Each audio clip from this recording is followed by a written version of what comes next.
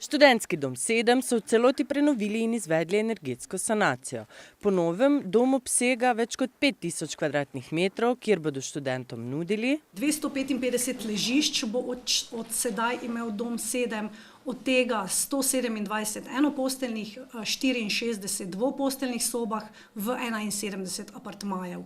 Obnova je stala več kot 3,5 milijona evrov, viri financiranja pa so trije: koncesijska sredstva, integralni proračun in evropska kohezijska sredstva. Koncesijska sredstva, kjer smo na podlagi tega potem vzeli kredit in ga bo ministrstvo MIZŠ odplačevalo.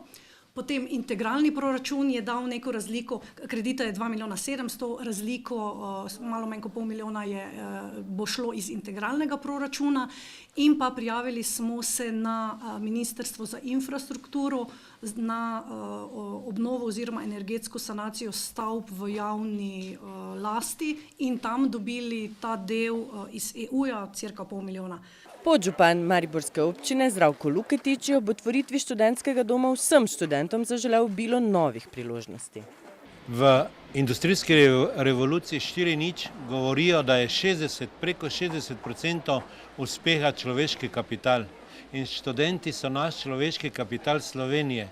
Če želimo uspešno vstopati v to četrto industrijsko revolucijo, po kateri smo že začeli, je nujno, da so naši študenti uspešni.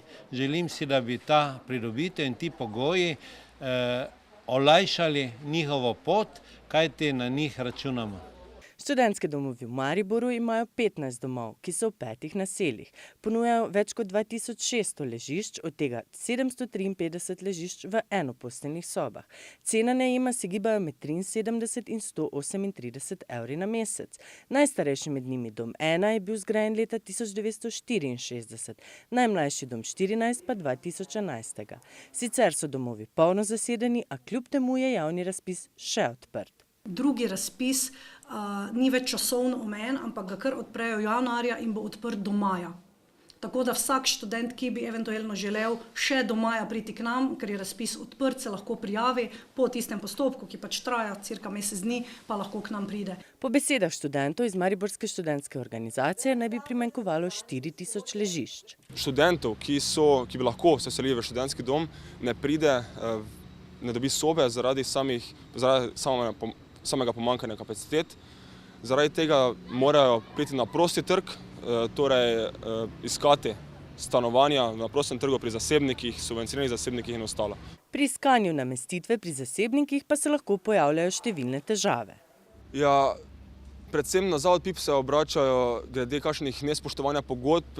Dogajajo se tudi stvari, da na primer se sklene pogodba, je potem najemodajalec ne spoštuje, so tudi druga kakšne kršitve, tudi stanovanje ni vzdrževano.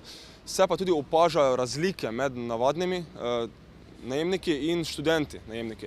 Torej delajo včasih kakšne razlike med njimi, si dovolijo oziroma ne dovolijo določenih bonitet študentom, kot bi drugače ostalim. V petek med informativnimi dnevi so mariborski študentski domovi organizirali dan odprtih vrat. Študentje si bodo lahko vodeno ogledali vseh 5 študentskih naselij.